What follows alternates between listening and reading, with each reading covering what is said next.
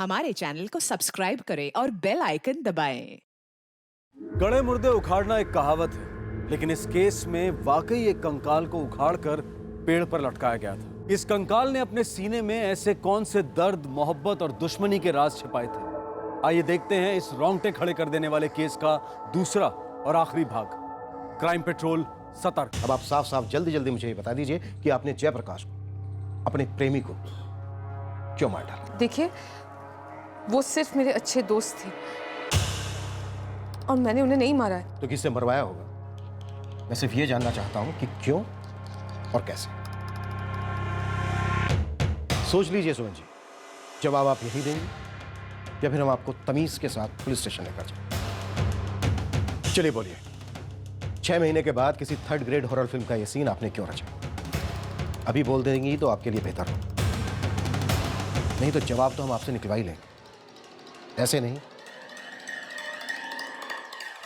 तो अपने तरीके से। मैं अवंतिका जी के घर इसलिए नहीं गई थी क्योंकि वो मुझे पसंद नहीं करती थी। कोई खास वजह? आप तो उनके पति की अच्छी दोस्त थी, पड़ोसन थी जब वो उमानियापुर में अकेले रहते थे, और आप भी अकेली रहती थी। जयप्रकाश जी की बीवी को भी वही गलतफहमी थी जो इस वक्त आपको है, कि मेरे और जयप्रकाश जी के बीच में कोई अफेयर चल रहा था। सुमन जी, गलत काम आप करें और गलतफहमी हमें है। मैंने कोई गलत काम नहीं किया है और मैं आपसे आखिरी बार कहती हूँ कि मैंने जयप्रकाश जी को नहीं मारा है और ना ही मरवाया है। मुझे तो खुद उनके गायब होने के 1 हफ्ते बाद पता चला कि वो गायब है। और हाँ, एक और बात, जिस दिन वो काम पर गए थे और वापस नहीं आए, उस दिन हम मिले थे। अरे सुमन, कैसी हो? अरे जयप्रकाश जी,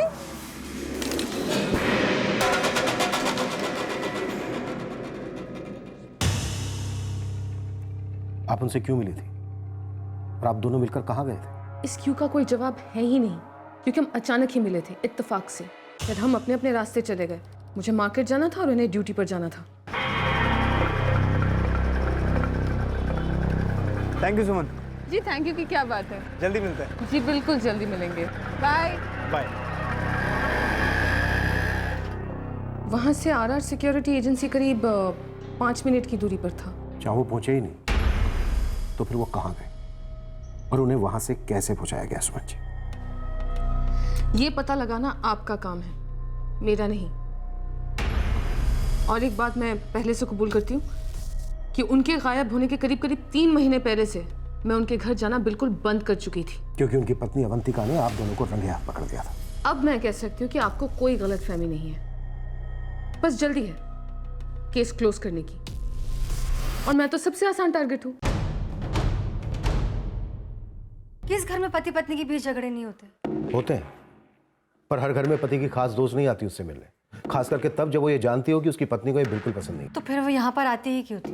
अवंतिका जी, हम भी तो यही बात जानना चाहते हैं। मेरे और मेरे पति के बीच झगड़े ही इसी सुमन को लेकर होते थे। ये बात आपने न्यानापुर पुलिस स्टेशन में बताई थी, जहाँ पर आपने मिसिंग कंप्लेंट दर्ज करवाई थी? जी नहीं, मुझे मेरे पति, बच्चे और खुद की बदनामी से डर था। मतलब बदनामी होने जैसी कोई बात थी? नहीं थी, पर मेरे लिए जानना जरूरी था, इसलिए मैंने सामने से ही पूछ लिया। ये कैसा भद्दा सवाल है अवंतिका? अगर ये भद्दा सवाल है ना, तो दुनिया की हर शादीशुदा औरत का दिमाग भद्दा है। वो आए दिन यहाँ पर आती है, घंटों बातें होती हैं तुम दोनों के बीच। ऐसा होता है तो दोस्तों को दोस्तों की पत्नियों का भी ख्याल होता है। सुमन अच्छी तरह से जानती है ना कि मुझसे पसंद नहीं करती, फिर क्यों आती है वो यहाँ पर? एक बात बताऊं तुम्हें, उसकी सगाई हो चुकी है, बहुत जल्दी शादी होने वाली है। अब तो शक को दिमाग से निकाल दो। उसके बाद से मुझे उससे कोई खतरा महसूस नहीं हुआ, और अब तो शायद उसकी शादी भी हो गई होगी। शादियों ने अफेयर्स कहाँ रोके? ज्यादातर अफेयर्स शादीशुदा लोगों के बीच ही होते हैं। होते होंगे, पर मेरे पति ऐसे नहीं थे, और मैं दावे के साथ कह सकती हूँ कि मेरे पति और सुमन के बीच कोई चक्कर नहीं था। मान लेते, पर किसी ना किसी का किसी ना किसी के साथ तो चक्कर जरूर था अवंतिका जी।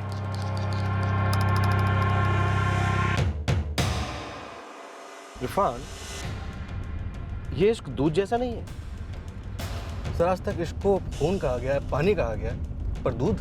अब देखो ना, दूध को अगर तेज आंच पर उबाला जाए तो वो गिरकर आधा हो जाता है। बात तो सही है आपकी। और अगर धीमी आंच पर उबाला जाए तो वो गाढ़ा होता जाता है और गाढ़ा होता जाता है और उसके बाद जल जाता है। इरफान, मुझे इस केस में जले हुए इश्क की हुआ है। मेरा मंगेतर, उसका इन सबसे क्या ताल्लुक? फिजिक्स में आपने पढ़ा होगा कि हर एक्शन का इक्वल और अपोजिट रिएक्शन होता है। अवंतिका जी को शक था कि आपका और जयप्रकाश का अफेयर है। क्या ये मुमकिन है कि अभिषेक को भी ऐसा ही कोई शक हो?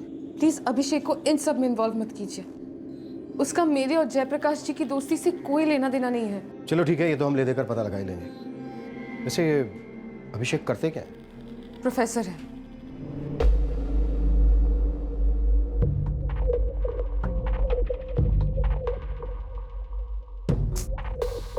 अभिषेक, तुम भी हद करते हो। छोड़ ऐसे। तुमने मुझे प्रॉमिस किया था ना कि तुम सारा काम लखनऊ में ही छोड़ के आओगे, और शायद इसीलिए मैंने छुट्टी ली थी ताकि हम दोनों एक साथ वक्त बिता पाए। सॉरी यार, बस ये एक चैप्टर खत्म कर लूं। वैसे भी अपनी थीसिस में मैं भयंकर लेट हो चुका हूं, और यहाँ से लौटने के बाद मुझे कॉलेज में बैक टू बैक लेक्चर्स लेने हैं। बस इतना सा खत्म कर लूं, फ्लो में हूं। चाय तो पी लो। लखनऊ के किस कॉलेज में प्रोफेसर? शिवरंजन कॉलेज। उनका phone number? Hello, professor Abhishek Sharma, outer Jodhpur police से पीएसआई इरफान मेवती बोल रहा हूँ। फरमाइए। फरमान ये है कि कल शाम आप जोधपुर पहुंच जाइए और सीधा हमारे पुलिस थाने हाजिर हो जाइए। अगर आपको लगता है कि मेरा उस जयप्रकाश परमार मर्डर से कोई वास्ता है तो इसमें कोई सच्चाई नहीं है। प्रोफेसर साहब बड़े तेज हैं आप। हमने सवाल किया नहीं पर आपने जवाब पहले ही दे दिया। आपको तो मतलब हॉट सीट पर बैठना चाहिए। अपना एड्रेस SMS कर रहा हूँ, कल शाम से पहले जरूर पहुंच जाना, लेट मत करना। ये केस पहले से काफी लेट हो चुका है।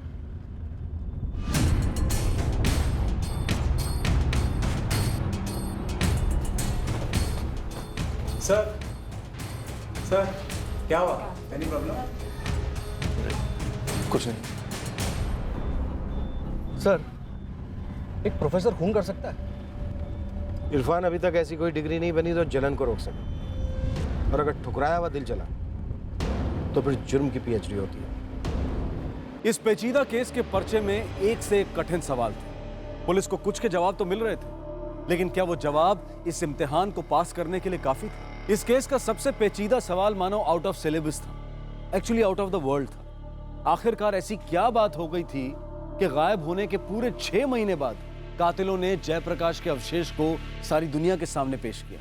पता नहीं कातिल ने बॉडी को कहाँ दफनाया था और क्या इसके साथ किया था। नॉर्मली एक बिना कफन की बॉडी को कंकाल बनने में कम से कम 6 महीने का वक्त लगता है।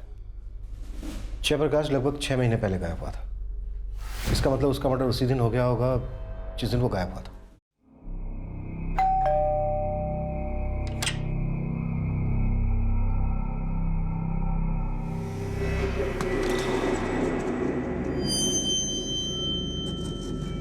देखिए,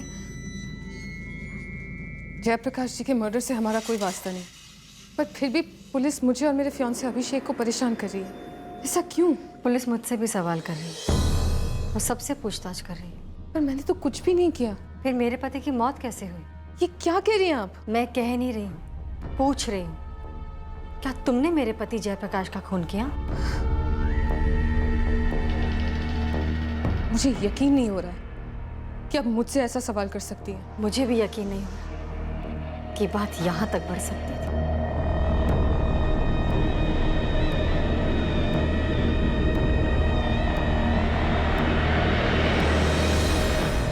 सुनिए,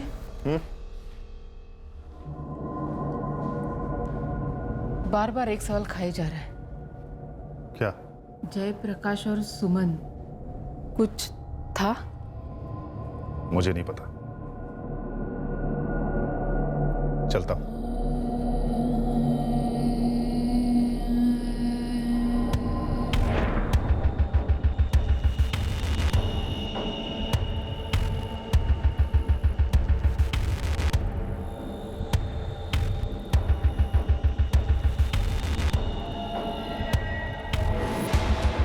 जयप्रकाश परमार।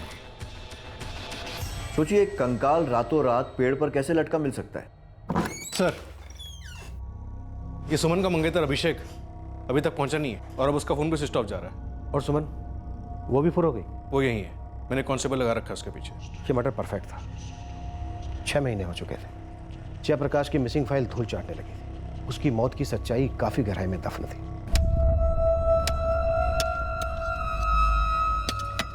फिर उसकी मौत की ऐसी नुमाइश क्यों? किसी को तो फायदा था इससे। सर ये अभिषेक अगर हमसे भाग रहा है तो बंदा गड़बड़ है। हमने घोड़े को तालाब तक बुलाया, घोड़ा नहीं आया।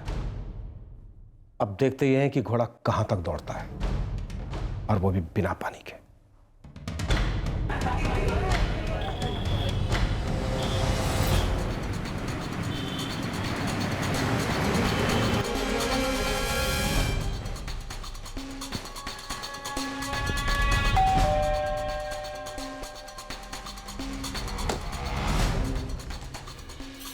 जी, हम आउटर जोधपुर पुलिस स्टेशन से आए हैं अभिषेक से मिलने। अभिषेक तो घर पर नहीं है। मैं उसका पिता विकास शर्मा। अभिषेक कानपुर गया है अपने बुआ के घर। बुआ का एड्रेस दीजिए, कानपुर वाला। जी अभिषेक है घर में? जी हाँ, वो सो रहा है। लेकिन आप कौन? प्रोफेसर साहब को उठाइए, उनसे कहिए कि आउटर जोधपुर पुलिस को कुछ सवालों के जवाब चाहिए जो सिर्फ वो दे सकते हैं। सर मुझे कुछ नहीं मालूम। इस तरह का जवाब तो क्लास का सबसे मूर्ख स्टूडेंट देता है। आप तो प्रोफेसर हैं, ज्ञानी हैं, और एक ऐसी हत्या के बारे में नहीं जानते जो हत्या आपने खुद की है।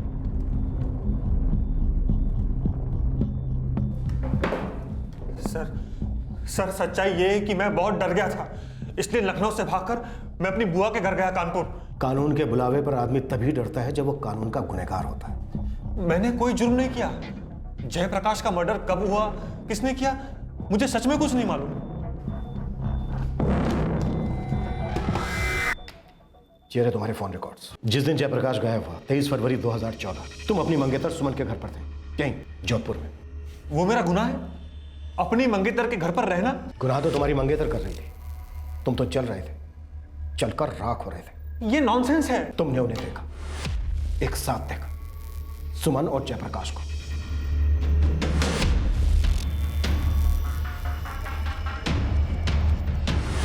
तुम्हें सुमन पर पहले से शक था, इसलिए तुम उसका पीछा कर रहे थे। तुमने सुमन और जयप्रकाश को रेड हैंड पकड़ा, और जैसे ही सुमन ने जयप्रकाश को ड्रॉप किया, तुमने उसे धर लिया।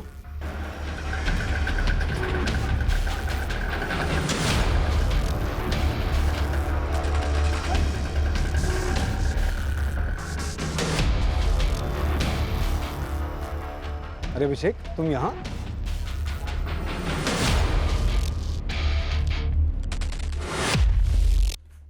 ये झूठ है। प्रोफेसर साहब ये बताइए कि जयप्रकाश को तुमने अकेले मारा या फिर सुमन ने भी साथ दिया तुम्हारा? जब ये केस खत्म होगा और असली कातिल पकड़ा जाएगा, आपको हंसी आएगी कि आपने मुझसे ऐसे सवाल किए। मैं एक प्रोफेसर हूं, एक कॉकरोच नहीं मार सकता, इंसान को क्या मारूंगा? प्रोफेसर साहब, जलन एक ऐसी चीज है जो अच्छे अच्छे विद्वानों से गुनाह करवा देती है।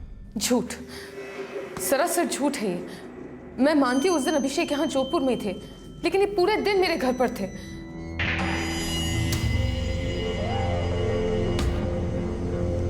अच्छा अभिषेक, मैं ना जरा मार्केट से होकर आती हूँ। मैं साथ चलूं? नहीं नहीं, जरूरत नहीं है, मैं हो आऊंगी और मैं जल्दी आ जाऊंगी। चलो बाय बाय। फिर मार्केट जाते वक्त मैं जयप्रकाश जी से टकरा गई। टकराई नहीं, मिली। बाकायदा आप दोनों की मीटिंग फिक्स थी। घर से निकलते वक्त आपने अभिषेक से कहा कि आप अपने अच्छे दोस्त जयप्रकाश परमार से मिलने जा रही। वही जयप्रकाश परमार जिसे आप सालों से जानती थी, अभिषेक को जानने से पहले से। नहीं, जयप्रकाश परमार का नाम सुनते ही अभिषेक के अंदर जलन की लहरें दौड़ने लगती हैं। ये आप दोनों का पीछा करता है, आप दोनों की मीटिंग में आ जाता है, आप दोनों के बीच झगड़ा होता है, गर्मा गर्मी होती है, और इसी गर्मा गर्मी के बीच अभिषेक जयप्रकाश परमार को मार डालता है। या फिर ये कहें कि शायद आप दोनों मिलकर उसको मार डालते हो। उस वक्त आपके पास शायद अभिषेक का साथ देने के अलावा कोई चारा नहीं होगा, और अब दोनों मिलकर इस जुर्म पर मिट्टी डाल रहे हैं। Sir I am sorry to say, पर आप किसी बी ग्रेड फिल्म की कहानी बुन रहे हैं। सर अगर हमने जयप्रकाश परमार का कत्ल किया है और उसके मर्डर को छुपाना चाहते हैं, तो हम दोनों क्यों उसके स्केलेटन को बाहर निकालते और उसकी हड्डियों से शहर भर में ढिंडोरा पीटते?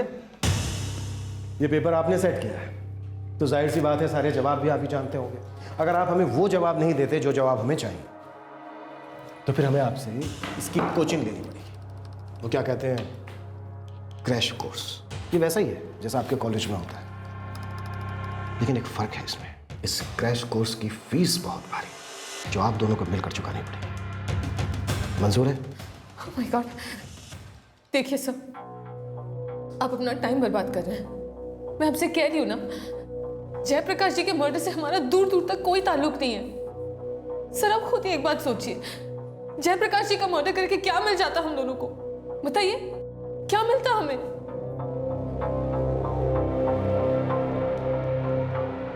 अभिषेक और सुमन के इंटेरोगेशन और क्रॉस क्वेश्चनिंग में पुलिस ने कोई कसर नहीं छोड़ी थी। इस सब के बाद भी अभिषेक और सुमन टस से मस नहीं हो रहे थे। वो दोनों अपना जुर्म कबूल करने से इनकार कर रहे थे। अब पुलिस को डाउट होने लगा था कि क्या ये जोड़ा वाकई में दोषी है या नहीं।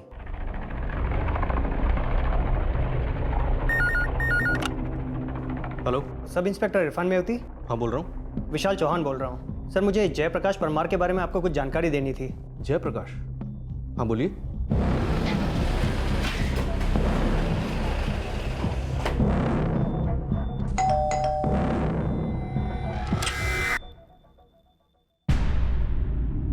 हमें कातिल का पता चल गया अवंतिका जी। सुमन ने कबूल कर लिया? हमें एक बात बहुत परेशान कर रही थी कि कातिल ने जयप्रकाश जी के कंकाल को कत्ल के पूरे 6 महीने के बाद बाहर क्यों निकाला और क्यों ऐसे उसे पेड़ पर लटकाया। लेकिन हमें हमारे सवाल का जवाब मिल गया। सुमन ने कुछ बताया आपको कि उसने और उसके मंगेतर ने ऐसा क्यों किया?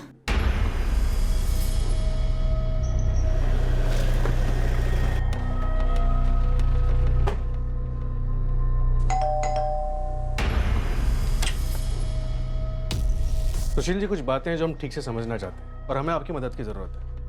आपको हमारे साथ थाने चलना होगा अभी। अभिषेक और सुमन से काफी पूछताछ की और हर तरीके से पूछताछ की, लेकिन वो दोनों अपना जुर्म कबूल करने से इनकार कर रहे हैं। क्या हमारे जयप्रकाश को इन्हीं दोनों ने मार डाला? मर्डर करना इतना आसान नहीं होता है सुशील जी। आदमी गुस्से में आकर कुछ कर जाता है, और सोच समझकर मर्डर करना, फिर उसके कंकाल को निकालकर पेड़ पर लटकाना, नहीं, कि किसी पेशेवर हत्यारे की मदद के बिना नहीं हो सकता। आपका मतलब है कि सुमन और अभिषेक ने पहले भी ऐसे खून किए हैं? जी नहीं, मेरे कहने का मतलब है कि हमने पहले भी ऐसे सैकड़ों केस सुलझाए। होता क्या है अवंतिका जी, जैसे ही हमें किसी मर्डर केस में किसी पेशेवर हत्यारे का हाथ दिखता है तो हम अपने पेशेवर खबरें को इशारा कर देते हैं, और जयप्रकाश के केस में भी हमने ऐसा ही किया, और बहुत ही अहम जानकारी हमारे हाथ लगी। कैसी जानकारी? हाशिम नाम है उसका, हाशिम अंसारी। पूरे देश में सुपारियां उठाता है। जिस दिन जयप्रकाश परमार गायब हुआ उस दिन ये हाशिम अंसारी अपने जोधपुर में ही था। अकेला काम करता है, चुपचाप, चूहे की तरह। इस चूहे का बिल कहाँ बल्लू? चूहे के बिल का तो पता नहीं है साहब, लेकिन बिल से बाहर निकालने का तरीका मालूम है। क्या है वो? कातिल हो या खबरी, पेशेवर को गर्मा गर्म रोकड़े की खुशबू खींच लाती है साहब। इस पेशेवर चूहे के लिए हमने एक चूहेदानी बिछाई। एक सुपारी का 6 लाख, बाकी खर्चा अलग से। अच्छा, मारने के बाद लाश ठिकाने भी लगानी है हाशिम भाई, दफना देनी है। 10 लाख। कुछ कम नहीं हो सकता हाशिम भाई? आधा मारूं तो चलेगा, आधा दफना दूं तो चलेगा? अच्छा ठीक है, 10 डन करते हैं। तो बताओ कब और कहाँ मिल सकते हो?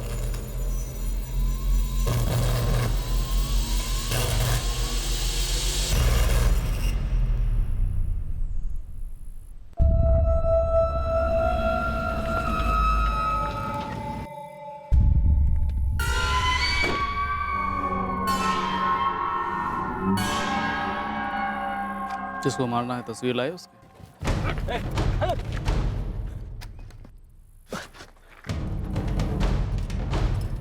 हाँ लाया ना, ये रही।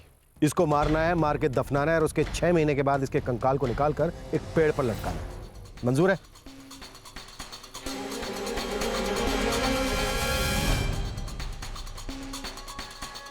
उस पेशेवर ने कुछ बताया? सुमन और अभिषेक ने कंकाल बाहर क्यों निकलवाया? कंकाल इसलिए बाहर निकलवाया सुशील जी, क्योंकि सिर्फ मिसिंग कंप्लेंट दर्ज होने से गायब हुए आदमी का जीवन बीमा भी गायब हो जाता है, दफन हो जाता है। जीवन बीमा लेने के लिए लाश का मिलना बहुत जरूरी है, इसलिए कंकाल को बाहर निकालकर पेड़ से लटकाया गया और फिर आई कार्ड को उसके नीचे फेंका गया। और अब जब ये प्रूव हो गया है कि वो कंकाल जयप्रकाश जी का ही है, तो हक के साथ इंश्योरेंस क्लेम किया जा सकता है। सर, मैं जयप्रकाश परमार की इंश्योरेंस पॉलिसी हैंडल कर रहा हूँ और अभी इस पॉलिसी पर एक क्लेम आया है। मुझे पॉलिसी क्लेम करने वाले की डिटेल्स चाहिए, सारी डिटेल्स। होता है, कभी कभी ऐसा होता है कि हमारी सोच, हमारी नज़र, हमारी तहकीकात थोड़ा बहुत भटक जाती है। अभी तक हम ये मानकर चल रहे थे कि जयप्रकाश का सुमन के साथ अफेयर था।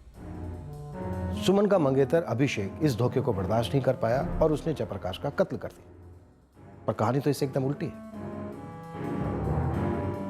धोखा तो जयप्रकाश के साथ हुआ था, उसका कत्ल आपने किया। अब तक तो हम सोच रहे थे कि बेस्ट एक्टिंग की ट्रॉफी सुमन को मिलनी चाहिए, पर आप तो उसे कच्चा चबा गए। आपने तो सीधा ऑस्कर मार लिया है अवंतिका परमार।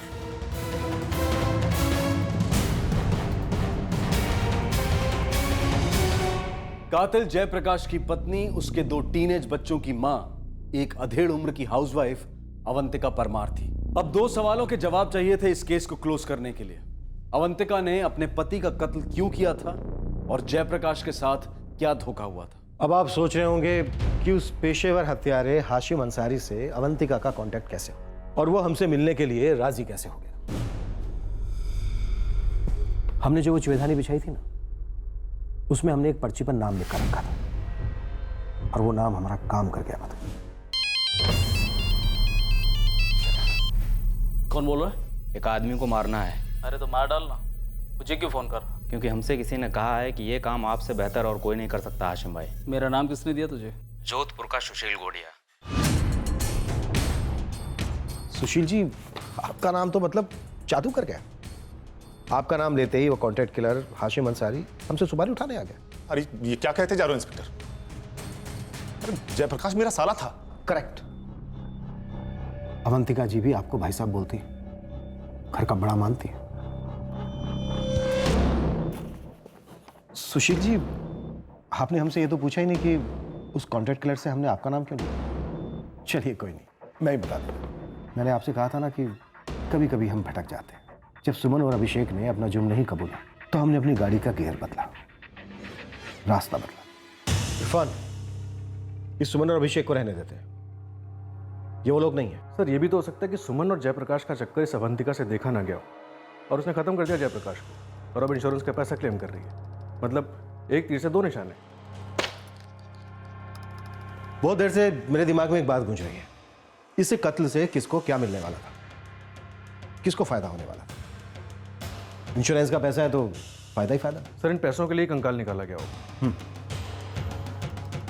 लेकिन ये किसी अकेली औरत के बस की बात नहीं है।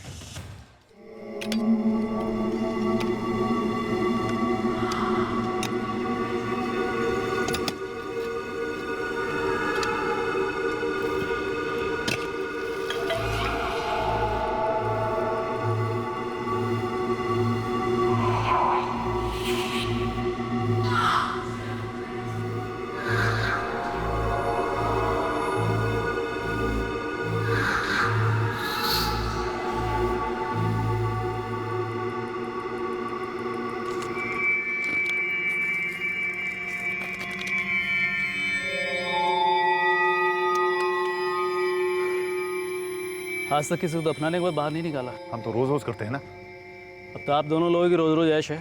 बीमा कंपनी इतना पैसा तो दे रही है। और हाँ, तो 2 लाख निकालने का मेरा अलग से रखना। जयप्रकाश को मारकर गाड़ने के 4 लाख और निकालकर लटकाने के 2 लाख। क्यों? सही हिसाब लगाया ना मैंने?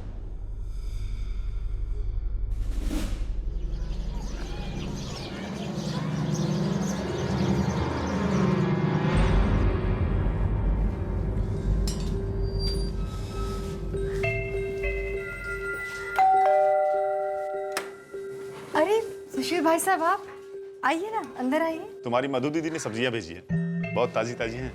Thank you. मैं चलता हूँ। अरे रुकिए ना, वो मैं पकोड़े बना रही हूँ, गर्मा गर्म खाकर ही जाइए ना। अरे संकोच मत करिए, आइए ना। ये रहे आप दोनों के नंबर्स के रिकॉर्ड्स बहुत बातें होती थी आप दोनों के बीच, जयप्रकाश के गायब होने से पहले भी और उसके कत्ल होने के बाद। अब आप दोनों कहोगे कि रिश्तेदार हैं तो बातें तो होंगी। बात भी सही है, दिन में रात में लंबी लंबी बातें, ऐसी भी क्या बातें होती थी। और ये बात सिर्फ बातों तक ही सीमित थी, क्यों सुशील जी? आप कुछ कहेंगे अवंतिका जी?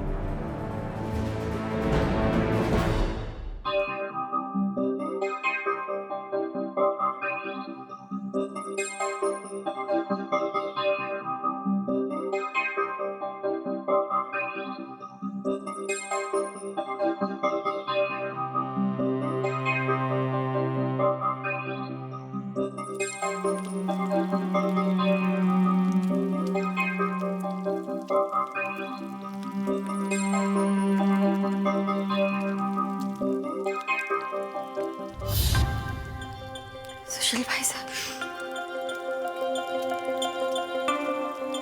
भाई साहब मत बोलना, ऐसे कहोगी भी तो कोई फर्क नहीं पड़ता, क्योंकि मैं जानता हूं कि हमारे बीच कुछ है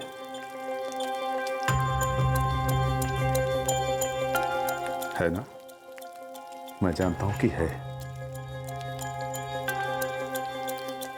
क्योंकि मेरे और मधु के बीच में अब कुछ नहीं रहा, और तुम्हारे और जयप्रकाश के बीच कुछ नहीं। सच है ना?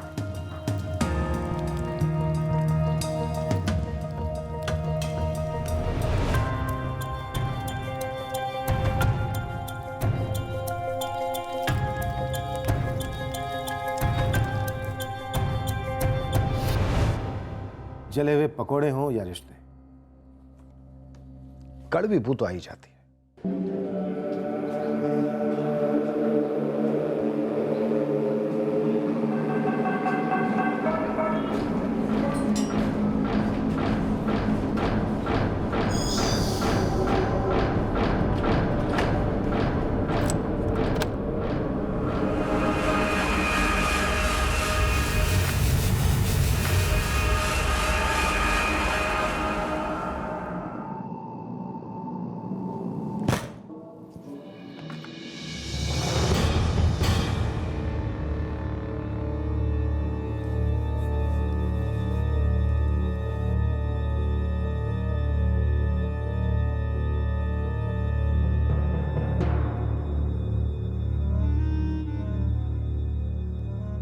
आपको कुछ कहना नहीं है मुझसे?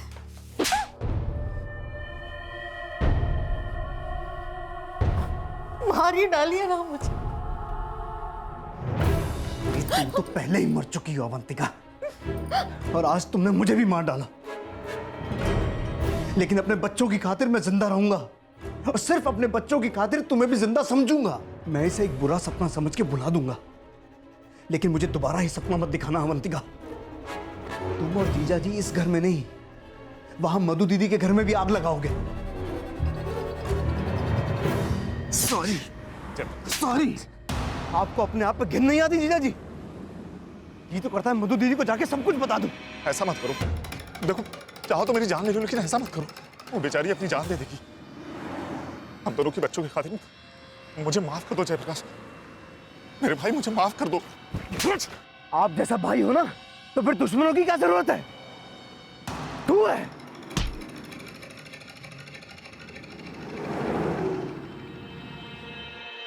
उस दिन के बाद से जयप्रकाश मेरे साथ बहुत बुरी तरह पेश आने लगा।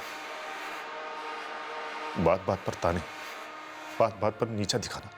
मेरी जिंदगी नर्क बन गई थी। मुझ पे हाथ उठाने का एक मौका नहीं छोड़ते। रोज नए नए सवाल पूछते, गंदे भद्दे सवाल, और बच्चों और दुनिया के सामने ऐसे नाटक करते जैसे कुछ हुआ ही ना हो। और अकेले मिलने पर जयप्रकाश एक अलग ही रूप दिखाता था। उसने भी तो आप दोनों को एक अलग ही रूप में देखा था। ताली कभी एक हाथ से नहीं बचती।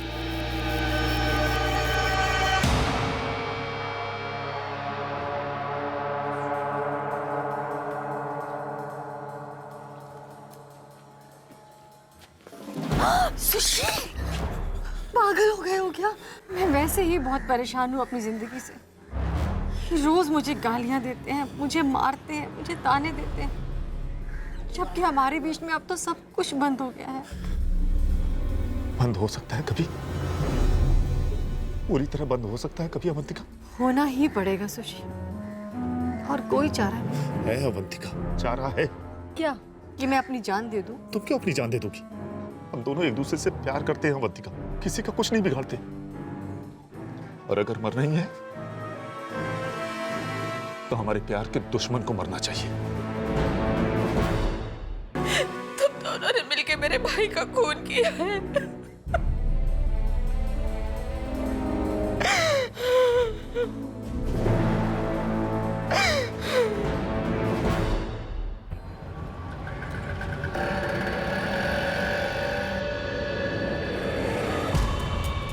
जयप्रकाश, मैं माफी नहीं, थोड़ी सी रहम मांग रहा हूं मेरे भाई। मुझे तेरी मदद चाहिए। तू जो बोले मैं वो करने को तैयार। बस एक मौका दे दो। क्या मदद चाहिए? मैंने एक छोटी सी जमीन देख रखी है, तुम्हारी दीदी को उसके जन्मदिन पर तोहफा देने की सोच रहा हूं। ठीक है, मैं अभी वो जमीन पक्की करने जा रहा हूं। तू एक बार साथ में चलकर फाइनल कर दे। ठीक है, 2 दिन के बाद चलते हैं। मेरी डबल ड्यूटी है, वैसे भी एजेंसी में लोग कम है। सौदा आज ही डन करना है, बस आधा घंटा लगेगा।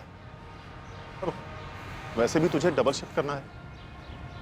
तू कहे तो मैं बॉस से बात करता हूं। नहीं, उसकी कोई जरूरत नहीं है। चलो अभी चलते हैं जल्दी।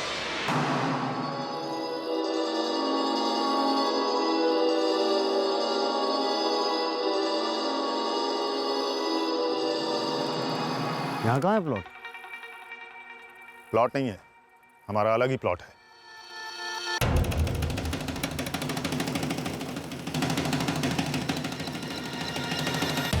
क्या चल रहा है सब? अवंतिका, तुम यहाँ क्या कर रही हो? अवंतिका इस प्लॉट में शामिल है जयप्रकाश। क्या हो क्या रहा है अवंतिका? क्या है ये?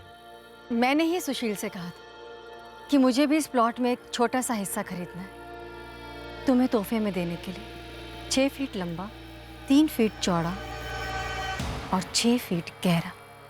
अच्छा, तो सुशील वो पछतावा वो सब नाटक था? हाँ यार, नाटक था, पर अब जो होने वाला है ना, नाटक नहीं, बिल्कुल 100% असली। हम तुम्हें इसी जमीन में दफनाने वाले हैं। और साथ में तुम्हारी सारी गालियां, सारी मार और सारे ताने, सब कुछ एक साथ दफन हो जाएंगे।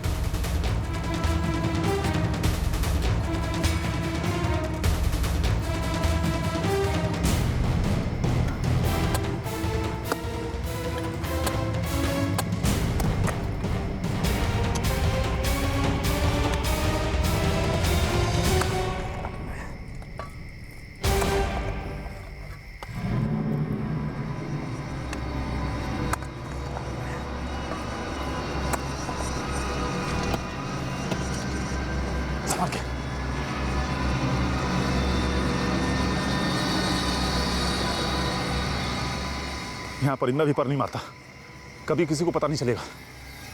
चलो निकलो यहाँ से। मैं इससे बार बार कहता था, मुर्दे को मत उखाड़ो। आज तक किसी को पता नहीं चला है, आगे भी नहीं चलेगा, पर नहीं मानी। घर कैसे चलता मेरा? इन्होंने कह तो दिया कि दोनों घर संभाल लेंगे, पर आमदनी कहाँ थी?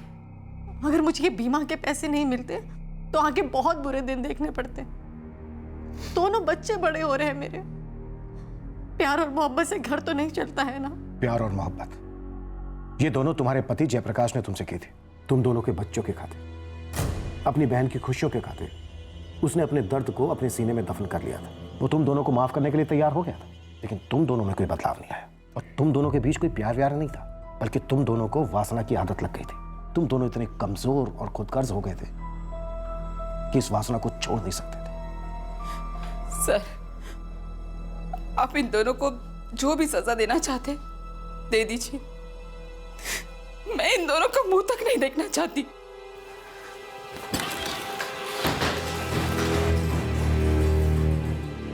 सुशील कोड़िया, अवंतिका परमार, इस पुलिस स्टेशन में रोज एक बात साबित होती कि जुर्म कभी कामयाब नहीं होता। हर मुजरिम को उसकी कीमत चुकानी पड़ती।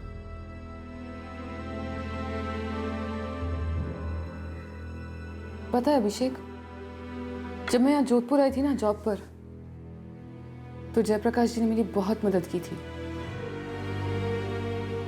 इनफैक्ट उन्होंने ही मुझे ये घर दिलाया था। मेरे बहुत अच्छे दोस्त थे और अपनी बीवी और बच्चों से बेहद प्यार करते थे। अभी कभी तुमने तो मुझ पर शक नहीं किया ना?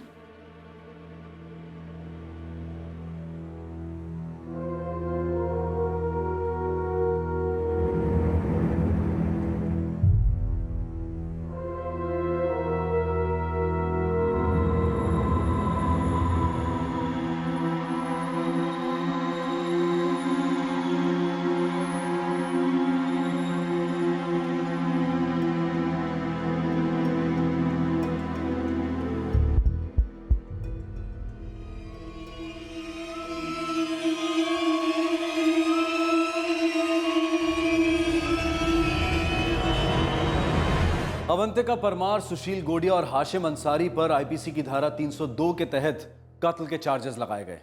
साथ ही सबूत मिटाने और झूठी जानकारी देने के लिए धारा 201 भी लागू की गई है। तीनों आरोपी फिलहाल जुडिशियल कस्टडी में हैं। दोनों परिवारों के बच्चे गहरे शौक में हैं। इस संगीन जुर्म में एक परिवार से एक मां, एक पत्नी शामिल थी। दूसरे परिवार से एक पिता, एक पति शामिल थे और पीड़ित था एक पिता, पति और भाई।